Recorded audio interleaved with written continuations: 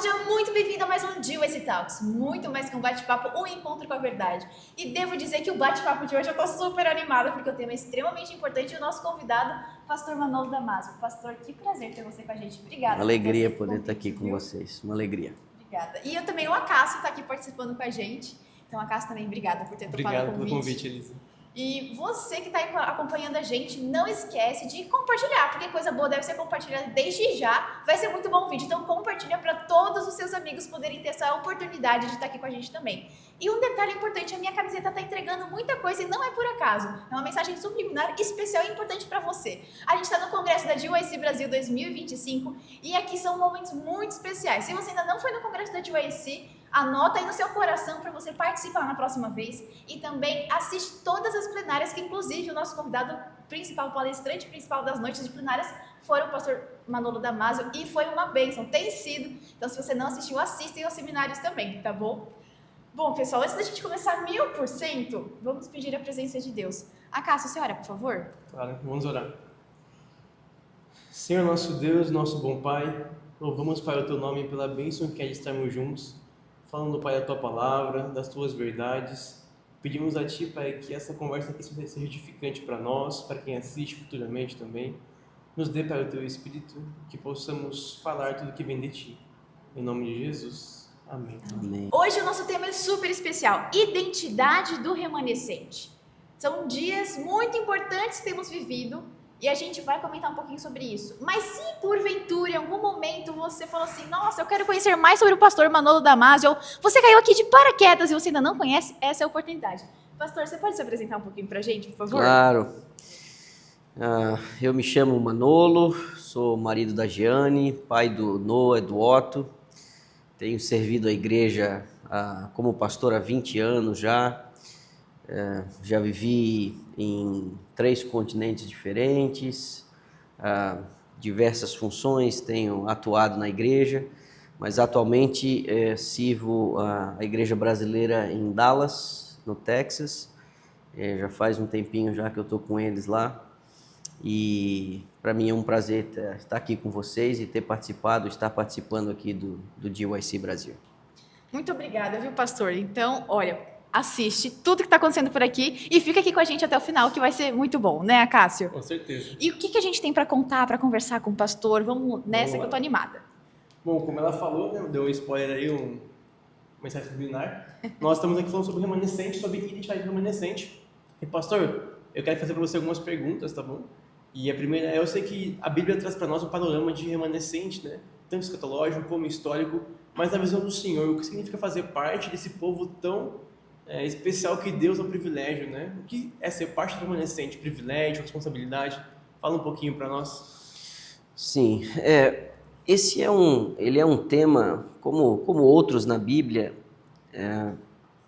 você não tem os temas catalogados na Bíblia, né? Você não vai numa sessão lá e encontra, aqui tudo que você precisa saber sobre a morte está nessa página aqui, tudo que você precisa saber sobre a pessoa de Deus, a doutrina de Deus está nessa outra sessão aqui. Não, o tema do remanescente é um tema bíblico, mas você precisa extrair de toda a narrativa bíblica o conceito, porque é de fato um tema, mas ele está por trás do desdobramento histórico, né, da narrativa bíblica.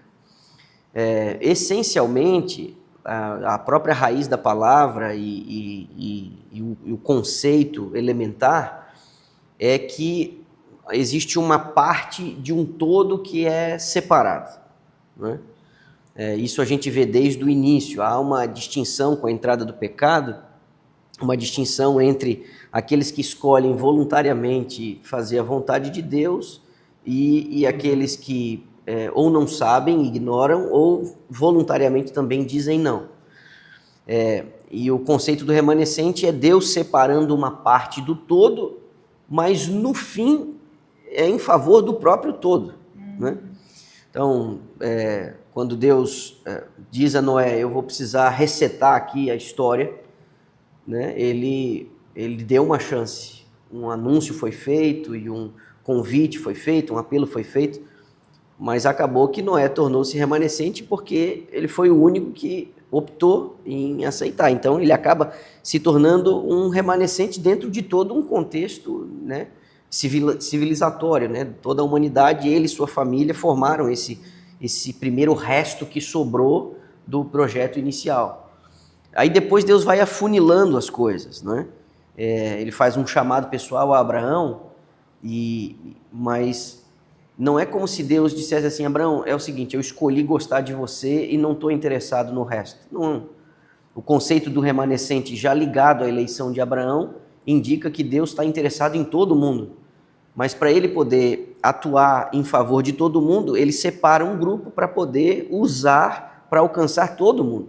Então, por isso, naquela expressão, em ti serão benditas todas as nações da terra, você vai ser o meu povo peculiar, né?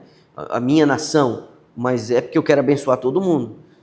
Mas, a partir disso, você vai conseguir perceber que para você fazer parte do remanescente, você tem que escolher, não é que você foi apenas escolhido, ou selecionado, ou separado, né? Oportunidades têm sido dadas às pessoas, e para você ligar-se ao remanescente de maneira genuína, você tem que fazer uma escolha. Noé escolheu construir a arca, a família escolheu entrar no barco com ele. Abraão escolheu sair da casa do pai dele e ir para um lugar que Deus mostraria. Ismael não deu bola para isso, Isaac, nele foi cumprida a promessa.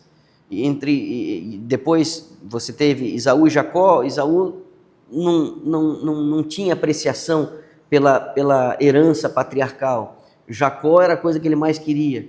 Então, essa é a distinção que vai se levando. Quando o remanescente se torna uma grande nação e se comporta mal, mesmo dentro do remanescente geral, porque Israel era um remanescente dentro das nações, mas dentro de Israel você tinha um grupo que permanecia ainda fiel aos termos da aliança. Porque o ponto-chave é a aliança. É o concerto, o pacto de Deus com a humanidade, com o seu povo, e a resposta que a gente dá a esse pacto, a essa aliança. Então, houve um momento em que Deus, através de Elias, convoca uma reunião lá, e Elias fica um pouco triste, aborrecido, porque depois do evento do Carmelo a coisa parecia não ter andado, e ele diz: não sobrou ninguém, só tem eu. Deus falou para ele: não, tem 7.000 aí que não dobraram. Ou seja, você não consegue nem definir exatamente quem é ou não um remanescente dentro de um remanescente corporativo, dentro de um coletivo maior. Deus faz essa leitura de maneira muito particular. E dentro dessa linha histórica, essa distinção ela vai sempre acontecendo. Quando há um problema generalizado, Deus tira uma parte do todo. Mas a raiz é a mesma. E essa é a razão pela qual a igreja nasce dentro do judaísmo, porque o tronco, a raiz era a mesma. Deus vai pegando uma parte do todo e vai tocando o projeto dele. Eu costumo dizer que é aos trancos e barrancos, porque a história de Israel é mais marcada pela infidelidade do que pela obediência.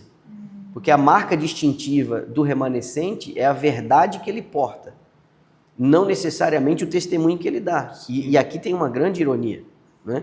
Porque você pode fazer parte do remanescente coletivo e não agir como tal.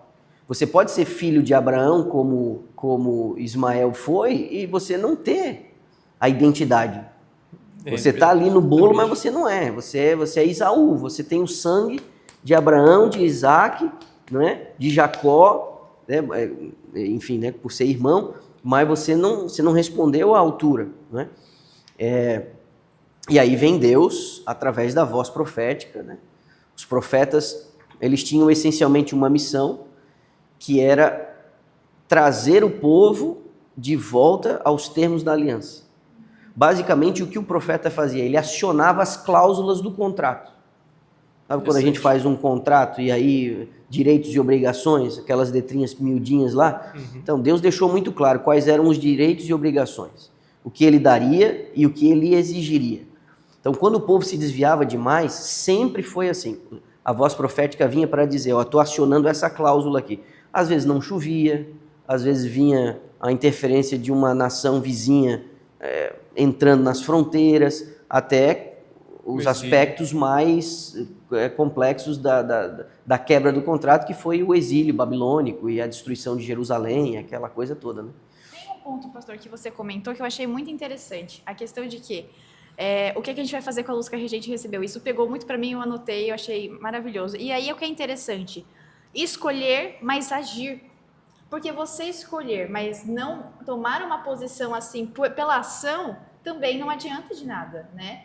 E quando a gente, outro ponto que você comentou que assim me fez pensar bastante, não tem, assim, é claro, mas quando a gente está conversando sobre esse tema do remanescente, o grande conflito ele está intrínseco nesse ponto, porque a decisão, né, quando a gente fala de escolha, a gente fala sobre algo que vai acontecer na nossa mente. Então a gente tem que tomar essa atitude e mais do que isso, como a gente estava falando, sobre escolher agir por isso, né?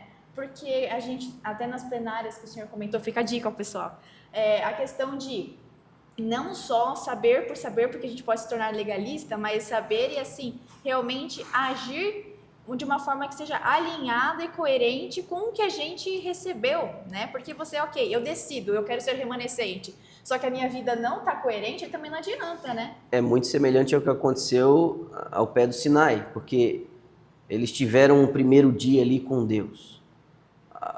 A montanha tremeu, né? Trovões e fumegou e ficou tudo vermelho e Deus falou e eles ficaram com medo. Aí eles disseram, Moisés, sobe lá, te resolve com ele, tudo que o Senhor falar nós vamos fazer. Só que 6 semanas depois, eles estavam fazendo ali aquela coisa horrorosa. Então, exatamente nessa linha. Você pode verbalizar, porque cognitivamente, muitos de nós somos muito convencidos daquilo que a gente tem que fazer. Não, isso aí está certo, é coerente, é lógico, é plausível, eu entendi, mas não basta essa confissão, não basta você ser um cristão nominal. E o conceito do remanescente é a mesma coisa. Dentro do contexto do cristianismo, você tem uma parte do todo que não é a única que vai ser salva. Exatamente. O conceito do remanescente não é exclusivismo salvífico. Isso é uma compreensão muito, muito equivocada e a gente precisa fugir disso. O conceito do remanescente é Deus separar uma parte do todo em favor do todo que ele quer salvar. Porque o remanescente nada mais é do que um grupo, um pelotão, que recebe uma luz especial para um apelo especial que Deus quer fazer. É uma mensagem que precisa ser dada. Só que apenas uma profissão de fé nessa mensagem remanescente ou nessa mensagem cristã, ela não é suficiente. Não foi suficiente no período da Reforma, não foi suficiente no período apostólico, não foi suficiente no período patriarcal, nunca foi suficiente você apenas dizer que, tudo bem, eu entendi. Você tem que fazer. Até porque você comentando sobre isso me faz pensar muito na questão de que os mártires, eles não só falavam que, nossa, eu acredito na palavra, eles morriam, então essa atitude, né? Porque muitas vezes a gente fala assim, não, eu vou fazer, aí Deus vai completar no sentido de, ok, realmente, Deus vai dar força pra gente fazer as coisas, mas a gente fala assim, não, eu vou escolher, aí quando Deus quiser vai acontecer, né? Na vida do jovem que tá do outro lado, por exemplo, né? Quando pensa nesse sentido. Na realidade, a resposta, você estar dentro dos termos da aliança, não é apenas você ter aceitado o que Deus fez por você. Você estar dentro dos termos da aliança é você aceitar que Deus faça alguma coisa em você. Muda completamente a figura. E aí a gente entra num outro conceito da teologia, que é a soteriologia, que é a justificação pela fé, que é a santificação, porque esses são conceitos que eles acabam se misturando, não é? Então, você ser um cristão, ser um remanescente, não é apenas uma confissão, e você ter aceitado o que Cristo fez por você. É você se submeter a Ele fazer uma obra em você. E aí isso está ligado à identidade, né? Porque a identidade do remanescente aquilo que ele vai ser refletido naquilo que ele faz, né? O que a gente é e o que a gente faz, eles estão diretamente ligados. Pastor, eu queria mudar um pouquinho o tópico, voltar no anterior que a gente comentou, porque o senhor falou que ser remanescente não é ser exclusivista para a salvação, né? Eu entendo como sendo um povo especial que Deus escolhe para trazer bênção e salvação através da mensagem divina, como foi com Sete, como foi com Noé, com Enoque, Israel, como foi com os apóstolos também, né? Mas eu vou introduzir uma pergunta nesse meio. Qual que é a diferença? A gente tem que pensar que existe uma doutrina que vem de Calvino, né, sobre salvação, que se você pensar de forma equivocada, você pode linkar o remanescente como exclusividade, né? Como que a gente consegue fugir disso nessa questão de não pensar dessa forma?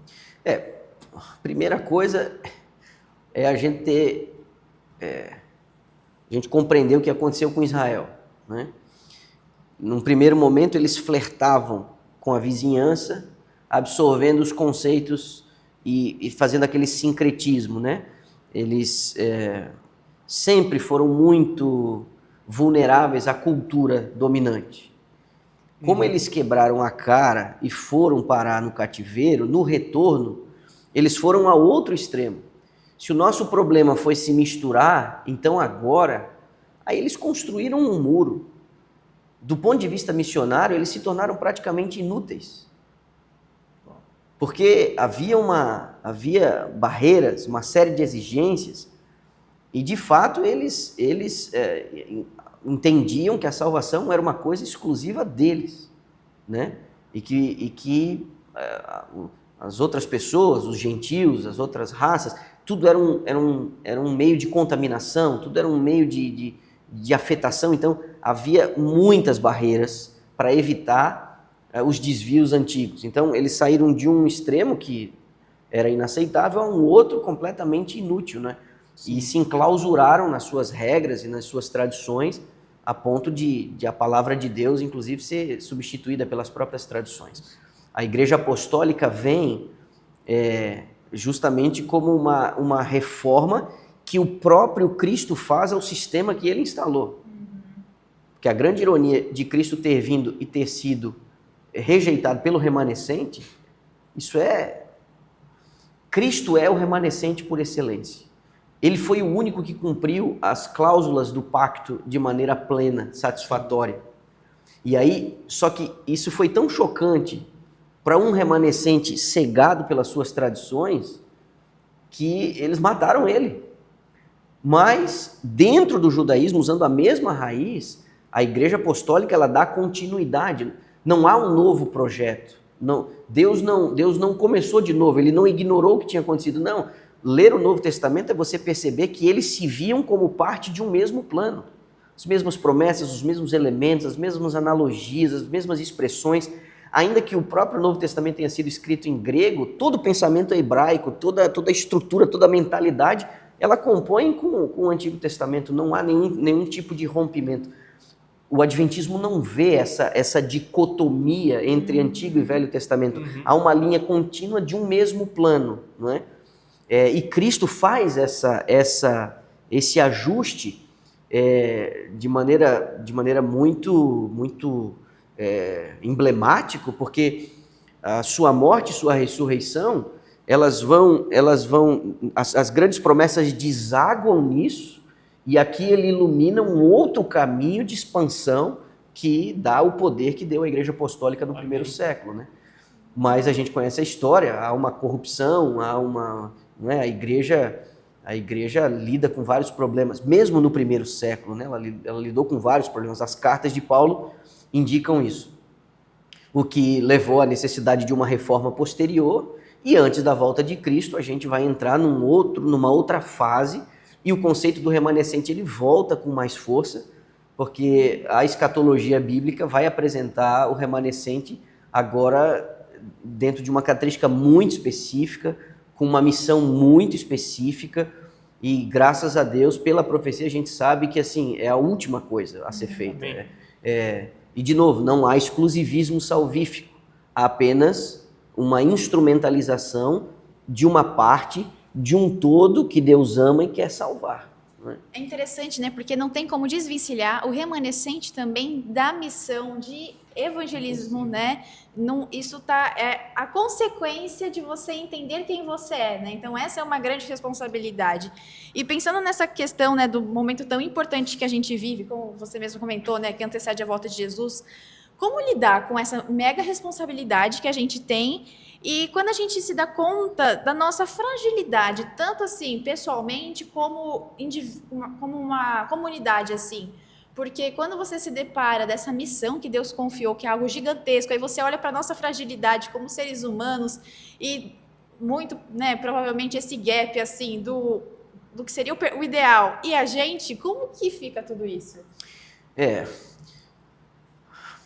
Eu consigo ver assim as coisas sob diferentes perspectivas, né? De um lado, você tem um grupo completamente indiferente ao período, ao tempo que a gente está vivendo. Cristãos de final de semana, clubão social, herança familiar, e eles nasceram dentro de uma cultura cristã, religiosa, que incorporou na rotina deles ir à igreja, alguns hábitos alimentares, né? Mas, assim, desconectados com a urgência, com o tempo e tal. Por outro lado, há uma corrente, né, que eu não consigo concordar, mas até certo ponto eu consigo entender, que inconformada com a condição atual, às vezes flerta com determinados conceitos, como se o tempo da volta de Jesus dependesse de algo que a gente precisa se tornar ou fazer. E aí, de um lado, você tem um cristianismo nominal, letárgico, contaminado, quase apóstata, e de outro, conceitos de impecabilidade, perfeccionismo e tal, que às vezes vão cercando.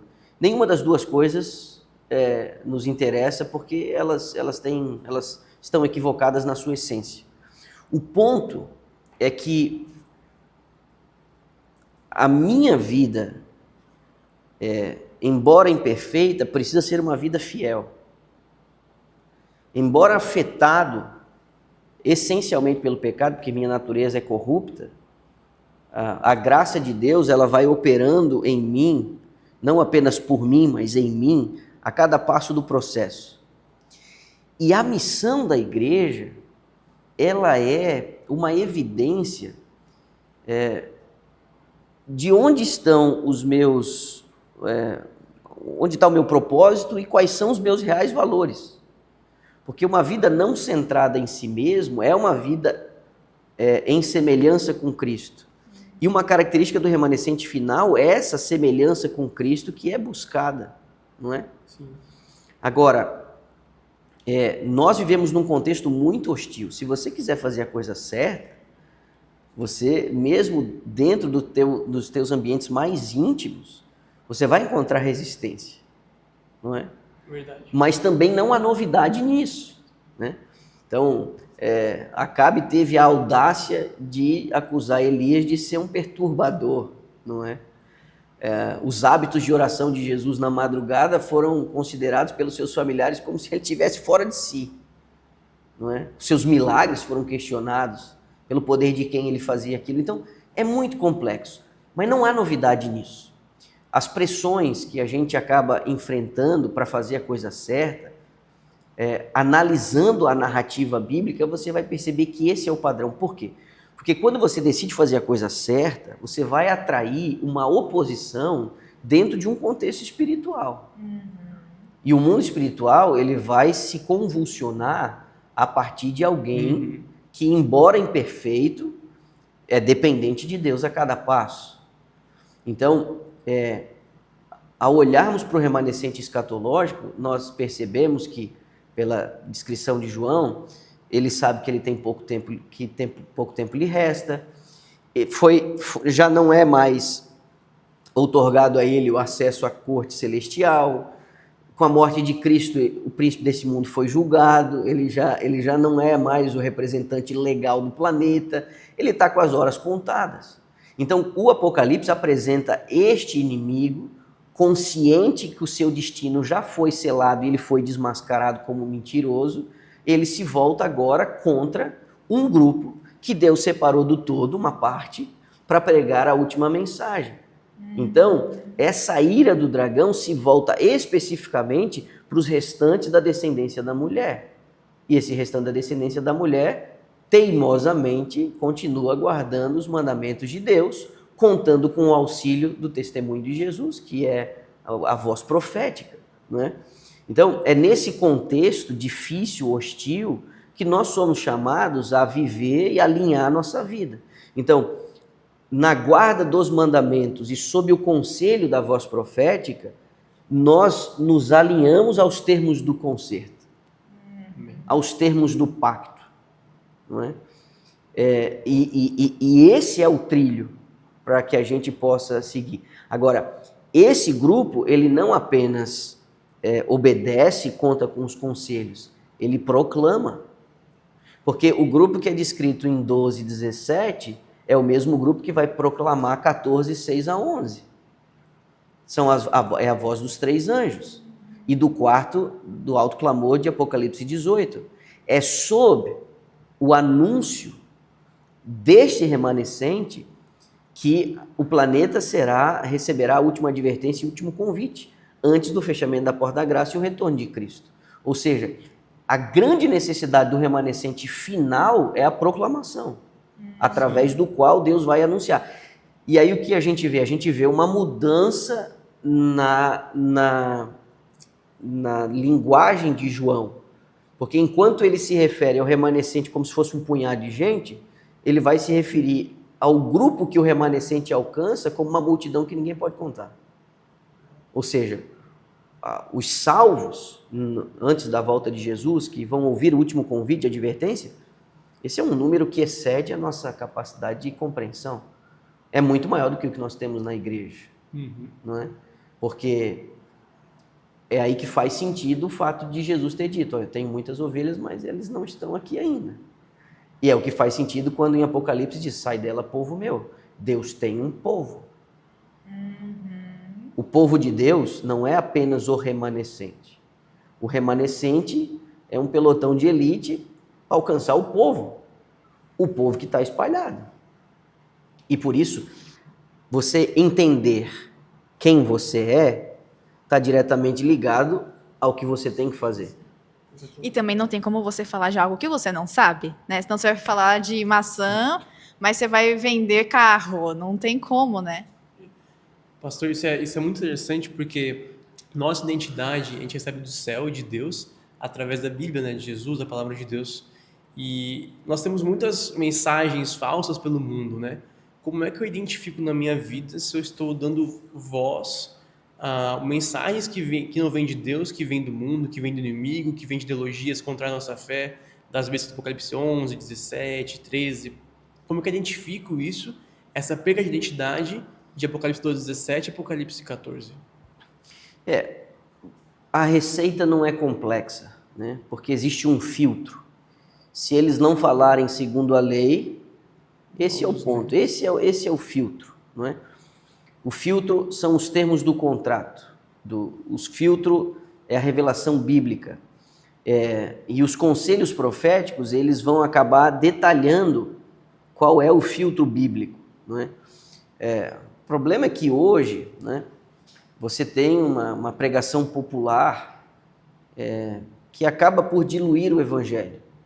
É um evangelho ao gosto do cliente, é um evangelho... Self-service, né? Você, como se a igreja fosse um restaurante, você abre lá o menu e vamos ver o que tem aqui para hoje, não é?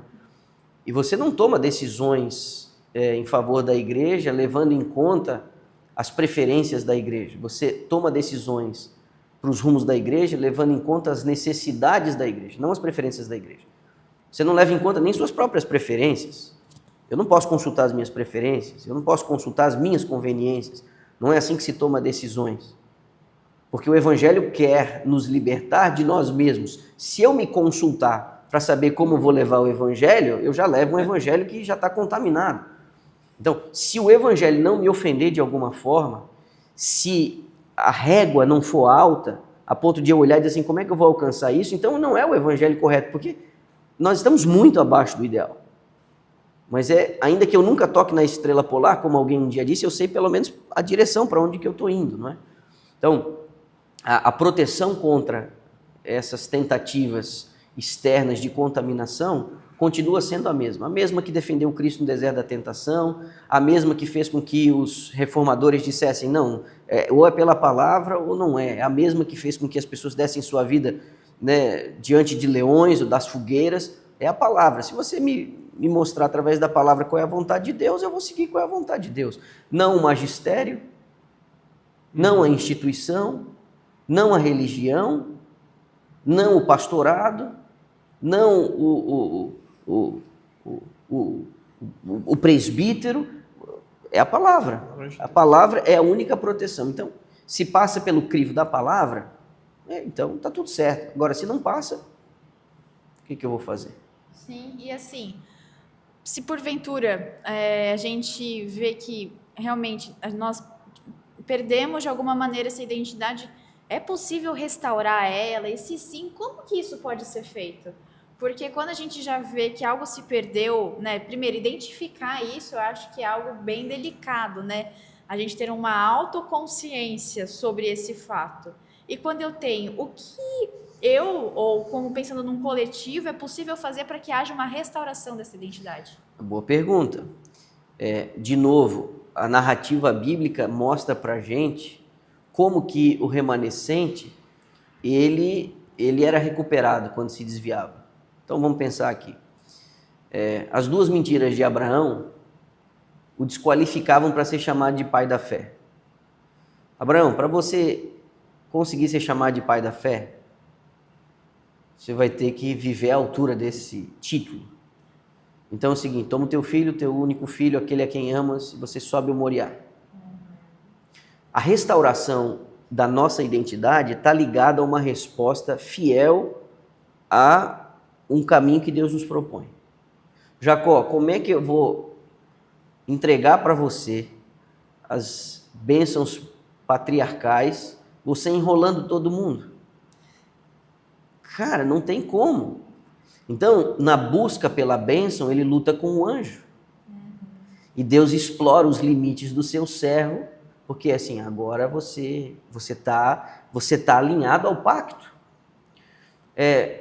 O que os profetas fizeram? Olha os apelos extraordinários de Jeremias. Olha o que ele dizia, Ezequiel. Eu tenho prazer na morte do ímpio? Não.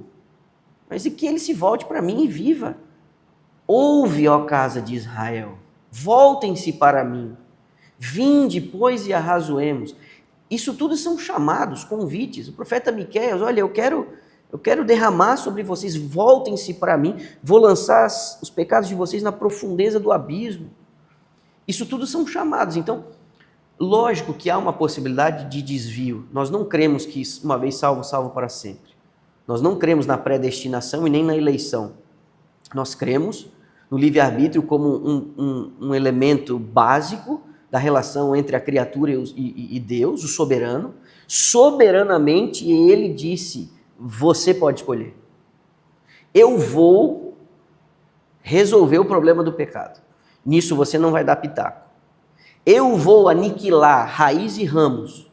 Vou dar fim. Vou resolver. Nisso eu não estou consultando vocês. Soberanamente vou fazer. Vou limpar meu universo dessa mancha. Agora é o seguinte, quero resolver o seu problema. Mas o seu problema, vou te dar todas as condições. Vou oferecer a você todas as condições. Eu vou assumir em minha própria carne os efeitos das tuas lambanças. Porém, a última palavra é sua. Soberanamente, eu deixo você decidir. Isso é livre-arbítrio. Então, nós não cremos, né? Nós não nos alinhamos à linha calvinista do determinismo absoluto. Não é? Nesse sentido, a perda de identidade do remanescente, ela é como foi qualquer um daqueles que se desviaram no passado, do remanescente patriarcal, histórico, não é? Apostólico. Houve momentos em que Deus precisou agir de maneira muito drástica. Olhem, por exemplo, como ele teve que lidar com seus discípulos. Porque eles são uma parte que Deus estava tirando do todo. Mas há um momento, por exemplo, que Jesus fala com Pedro. Esse é um momento incrível. Talvez ninguém tenha tomado uns puxões de orelha tanto quanto ele. Mas há um momento muito, muito especial nos evangelhos, há vários, mas com Pedro, mas Esse eu acho incrível, ele disse assim para Pedro: Pedro, o diabo desceu como um raio, ele pediu para te cirandar, e eu orei por ti para que tua fé não desfalecesse. Uau. Entenda, eles viviam juntos, ele havia recebido uma concessão de poder, a obra de evangelista, poder sobre os demônios, sobre as doenças, mas havia muito nele ainda que precisava ser trabalhado. E o que Satanás tentou fazer no mundo espiritual? Ele pediu autorização. Repare nas palavras de Jesus, ele pediu para te cirandar, porque existem regras no mundo espiritual. E de certa forma, Pedro deu abertura para Satanás dar uma chacoalhada nele. Quando ele confia muito em si mesmo, quando ele resolve agir de maneira independente de Jesus, quando ele resolve dar conselho para Jesus, isso é o Pedrão, entendeu? Mas dentro do mundo espiritual há um elemento incrível, que é a oração de intercessão. Então Jesus não exerceu uma autoridade direta sobre o inimigo, porque Pedro, querendo ou não, estava dando abertura. Mas o que Jesus falou? Orei por você, para que a sua fé não desfaleça. E a gente sabe a queda de Pedro, a gente sabe a madrugada da sexta-feira, o que aconteceu, a gente sabe o que o olhar de Jesus evitou, né, do desespero dele, de ter caído em si quando o galo cantou. A gente sabe da conversa na praia depois, quando Jesus fala para ele: você me ama? E agora ele já não está tão confiante em si mesmo, e ele diz: o Senhor sabe todas as coisas, o Senhor sabe que eu gosto do Senhor 3 vezes. E ele diz: então, quando você se converter, apacenta os meus cordeirinhos. Nós estamos falando de um indivíduo dentro de um remanescente que foi uma parte tirada de um todo, de um projeto que estava em andamento. Esse indivíduo estava completo? Ele estava pronto? Ele era perfeito? Não. Então, somos nós. A perda de identidade nossa, ela é tão natural como respirar, se a gente larga da mão de Cristo. Hoje eu posso estar na igreja cantando e pregando, amanhã no momento de distração, eu começo a flertar com algumas coisas, eu deixo de ler minha Bíblia, eu oro com mais indiferença, eu acabo aceitando um elogio, outro aqui, acabo achando que pela minha própria força, pelo meu próprio poder eu estou fazendo alguma coisa, eu até acho que eu sou um bom líder, eu até acho que eu sou um bom mobilizador, eu até acho que eu tenho muita criatividade, eu até acho que eu faço um bom trabalho, e quando eu vejo, eu orei menos, eu confiei menos, e quando eu estou vendo, eu estou caminhando sozinho, e larguei Jesus, e ele está lá no lugar onde eu deixei ele. Comentando sobre isso, a senhora White disse que na conversa na praia, Jesus falou para Pedro: não corra na minha frente. Uau! Então, a perda de identidade vai fragilizar a missão, porque para você cumprir a missão de maneira adequada, você precisa saber exatamente quem você é. E nessa questão de identidade, talvez haja aqui um elemento bíblico que possa nos ajudar. Quando o Sinédrio mandou o pessoal falar com João Batista: escuta, quem você é? Identidade, né? Quem você é? Você é o Messias? Eles: não sou. Mas você é Jeremias? Não sou. Você é algum dos profetas? Não sou. Diz aí alguma coisa só para a gente avisar lá quem mandou a gente vir aqui para dar uma resposta. Então, quem você é? Eu sou apenas uma voz. Então, você saber quem você é importante. Você saber quem você não é também é importante. Então, o conceito de remanescente, se nos levar ao exclusivismo, à soberba espiritual, à arrogância espiritual, aí lascou tudo já. Porque daí nós vamos estar trilhando exatamente o mesmo caminho de Israel, e a gente sabe que não, o destino é horroroso. Né? Então, a identidade remanescente, ela serve apenas e única e exclusivamente para a gente entender que a gente tem um trabalho para fazer. E se a gente largar esse trabalho, aí é apenas um ornamento. E aí para que você vai querer ser chamado de remanescente se você não faz a obra do remanescente? Que é essa última mensagem de advertência. Não faz o menor sentido. Nossa, perfeito. Isso é muito interessante, né, pastor? Porque essa identidade tem que ser restaurada e só existe um caminho para isso. Não tem como pegar atalho. É aquele caminho que a gente tem que seguir o que Deus nos manda, né? E a gente entende que nós estamos vivendo no limiar da história do mundo, né? Nos últimos dias, já faz um tempinho que a gente entende que a gente vive nisso, né? Esperando Jesus voltar. A gente entende também que está próximo a um tempo de angústia qual nunca houve.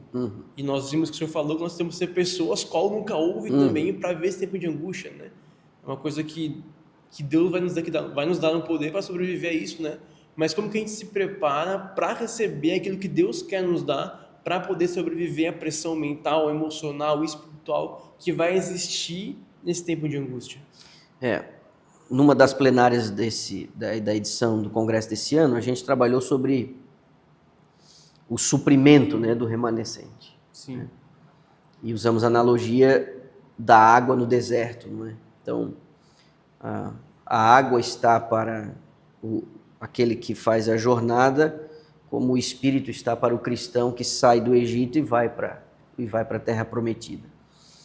Interessante é que a descrição de Apocalipse 14 dos 144.000, que é o remanescente escatológico, João vê que eles estão em pé no Monte Sião. Vocês lembram disso? Mas há um outro texto no Antigo Testamento em que uma multidão é vista em pé no Monte Sião. E é lá em Joel 2. E Joel 2 é o capítulo onde há uma promessa do Espírito Santo. Os jovens terão visões, os velhos sonharão, as crianças vão proclamar, né? Derramarei meu Espírito sobre toda a carne. Os apóstolos viram nos seus dias o cumprimento disso, em Atos 2. Mas lá você tem uma descrição geográfica de que aqueles que estarão cheios do poder de Deus, cheios do Espírito Santo, eles estão em pé no Monte Sião, assim como os 144.000 que vão proclamar as 3 mensagens angélicas, eles também estão em pé no Monte Sião. Então, nós temos aqui 2 visões proféticas em paralelo. E há um elemento em comum aqui, né? Eles têm uma missão, e Joel diz que eles estão cheios do poder. Ou seja, os 144.000, remanescente escatológico, ele não vai conseguir proclamar a mensagem de Apocalipse 14, as 3, sem estar cheio do Espírito Santo. Então, a nossa única salvaguarda para um momento de crise, de angústia qual nunca houve, é um poder qual nunca houve. Por isso, toda oportunidade que a gente tem de estocar óleo, não é? Deve ser bem aproveitada. Não é? Eu não vou trabalhar isso aqui no congresso, não vai dar tempo, mas quando Jesus, em resposta aos discípulos, lá 2 dias antes de morrer, faz o sermão profético de Mateus 24, ele engata ali com 3 parábolas, e uma delas é a das 10 virgens. Só que ele não está fazendo uma distinção entre a igreja e o mundo. Ele está falando só para a igreja. Porque as 10 virgens, a distinção entre 5 nécias e 5 prudentes não é de pagãos, ímpios, descrentes e gente da igreja. Porque todas elas aguardavam um noivo, todas elas tinham a lâmpada, todas elas tinham algum azeite. Ou seja, as 10 representam a igreja como um todo. Só que 5 se prepararam para o tempo de crise, de espera, de demora. E 5 não se prepararam, não estocaram óleo. Então a única distinção entre as tolas e as prudentes é o preparo. O encontro com o noivo exige um preparo. Exige você ter um suprimento, reserva, adicional, para você suportar a demora e o tempo de crise. Porque foi à meia-noite que o grito foi dado. Não é? Então, de certa forma, nós precisamos tomar consciência diária de que Deus precisa nos conceder o Espírito. Essa é a nossa única chance de a gente conseguir fazer o que a gente tem que fazer. E, pastor, isso é muito interessante porque eu queria mais uma perguntinha, se me permite. Dentro disso, eu creio que existem coisas que podem nos impedir de receber isso que Deus quer nos dar, né? Porque Deus, lá em Lucas 11, a gente vê que Deus ele é um pai amoroso que quer entregar o Espírito para nós, né? Uma das condições é pedir, né? Mas também existem coisas que eu lembro que a Morte diz que o que o inimigo mais teme é que o povo de Deus desempeça o caminho, removendo todo o empecilho, né? Para que o Espírito Santo caia, né? Na vida prática, assim, o que pode ser de coisas que podem impedir na minha relação com Deus, com os outros, de que esse espírito, esse poder caia sobre mim? Se a gente for fazer uma lista, É muita coisa. meu amigo, mas tudo começa com o reconhecimento de quem a gente é. A confissão e o arrependimento, ele é básico, ele é elementar, ele é fundamental. Uhum. Porque se você não toma consciência de quem você é e do que você precisa, não lhe resta nenhuma esperança. Então, pedir para que Deus quebre o nosso orgulho, que é o que impede de a gente ter uma visão correta de nós mesmos, isso é básico, é elementar. E a gente vive num contexto em que a demonstração de fraqueza e vulnerabilidade, ela não é estimulada. Você tem que parecer forte, você tem que parecer bom, você tem que parecer eficiente, você tem que parecer eficaz. Só que o Evangelho está pedindo o seguinte: não, renda-se. Renda-se. Você não é bom o suficiente, você não é limpo o suficiente. Então, é básico, é o orgulho, pedir para que Deus quebre o orgulho para a gente ter uma noção clara de quem a gente é. A partir daí, nós vamos descobrir coisas dentro do nosso coração, na medida em que a gente vai avançando, e Deus é tão misericordioso que Ele vai revelando na medida em que a gente vai progredindo. Ele não despeja tudo de uma vez, nós nem aguentaríamos. Davi, no Salmo 19, ele diz o seguinte: Senhor, me perdoa dos meus pecados e, por favor, me revela aqueles que eu não entendi ainda. Né? No 139, ele diz: sonda o meu coração, vê se há algum caminho mau, me guia pelo caminho correto. Mas no Salmo 19, ele diz: olha, me revela aqueles que me são encobertos. E eu vou dizer a vocês, né, depois de alguns anos de cristianismo, eu consigo ver coisas que eu não via mal antes e elas me soam muito pecaminosas hoje. Olha só. Né? E Deus vai revelando a você cantos do seu coração, não é? Porque depois que você passa dos primeiros passos básicos da conversão, que é você deixar de ser uma pessoa violenta, você deixar de ser uma pessoa mentirosa, você deixar de ser, você não se embriaga mais, você não rouba mais. Esses são as ações sociais mais grotescas que a conversão resolve, acho que nos primeiros passos, assim. Só que, meu amigo, nosso coração é tão complicado que existe um nível de sofisticação para a gente pecar, que você pode estar anos na igreja, liderando a igreja, com um coração completamente contaminado. Você se ressente quando você não é ouvido, quando você é esquecido, quando você não é valorizado, não é? Muito sobre o eu. Eu. Então, esse esvaziamento, né, de Deus mostrar para você quem você é, isso aí é E, de fato, quem é muito sensível aos erros dos outros, não está olhando para dentro de si. Uhum. Porque existe muita coisa aqui dentro. E geralmente comete o mesmo erro, até pior, e não consegue enxergar. Né? E você se espelha, e você projeta, existem componentes comportamentais, emocionais, psicológicos e tal. Então é básico no cristianismo você abrir a alma e dizer: Senhor, por favor, resolve aqui, me mostra, me ajuda. Só que Deus, ele é amoroso, é uma mão meiga que faz a poda, que vai arar o coração, que vai regar a semente, né? Ele sabe o ritmo, a velocidade. Agora, quando nós nos recusamos a avançar no ritmo que ele nos dá, a nossa vida vai se complicando. Então é melhor, na medida em que Deus vai revelando, a gente tem que responder. Vamos respondendo, não é? Eu converso com minha esposa, né, e digo como é que nós sobrevivemos a determinadas coisas, não é? Mas é a misericórdia de Deus, né? Enfim. Nossa, esse tema é muito interessante, porque alguns pontos, né, como a gente estava conversando, entender que é com a nossa missão, né, de levar para as outras pessoas, porque Deus nos deu esse encargo, né, e me lembrou muito de um vídeo que eu vi, entre o que Deus quer que a gente seja, né, um navio de cruzeiro, em que todas as coisas são feitas, né, e a gente escolhe a música, a gente escolhe tudo o que vai acontecer naquele cruzeiro, ou um navio de guerra. E quando o senhor comentou, né, da gente ser um pelotão, não tem como esse vídeo me veio em mente. E uma outra coisa que eu achei um ponto lindíssimo é a gente ver que Deus, por mais frágeis e por mais, assim, terríveis que somos, que muitas vezes perdemos a nossa identidade, nos distraímos, ele sempre vai em busca do ser humano. A gente vê isso lá desde Gênesis, né? Então, acho que esse é um ponto incrível. E pensando assim, que a gente faz a nossa escolha, Deus, ele permite que a gente vá entendendo de pouquinho em pouquinho, conforme a nossa ânsia por saber mais, né? Por buscar mais a ele. E como que, assim, um último, assim, ponto que, para quem tá em casa, a pessoa não pode sair desse vídeo sem essa mensagem sua, sobre tudo isso que a gente conversou hoje.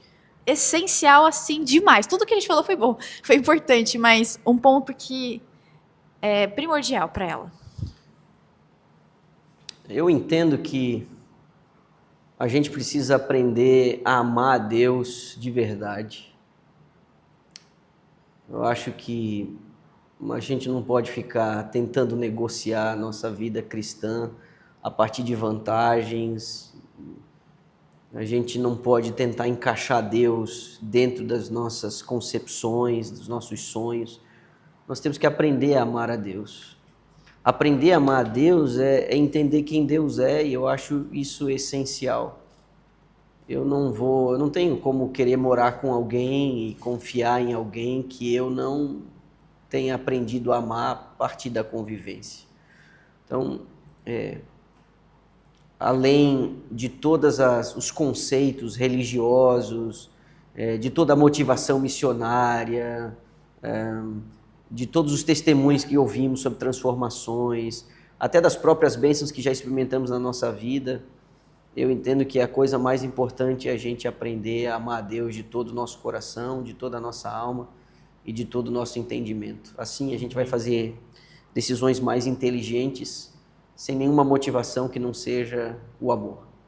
Essa é a grande conexão que Deus deseja ter com suas criaturas. Não o medo, não a vantagem, não a troca de favores, mas o amor. Me interessa agradar aquele a quem eu amo. Se eu pudesse deixar uma mensagem, se você buscar isso de toda a tua alma, de todo o teu entendimento, eu imagino que todas as outras coisas elas vão vir automaticamente. Amém. Amém. Pastor, para finalizar, você pode fazer uma oração, Claro. por favor? Querido Deus e amado Pai, nós te agradecemos por tua palavra, pela revelação do plano de resgate Amém. ali expresso nas Sagradas Escrituras, e porque nós não ignoramos isso, isso faz sentido para nós, de alguma forma isso tocou, comoveu o nosso coração, mas nós queremos viver à altura daquilo que o Senhor nos propõe. Então, por favor, que o teu Espírito opere em nós, governe o nosso coração. Amém. Que tua graça que despertou o nosso desejo também nos dê poder para executar e para viver a vida que o Senhor quer que a gente viva. Amém. Amém.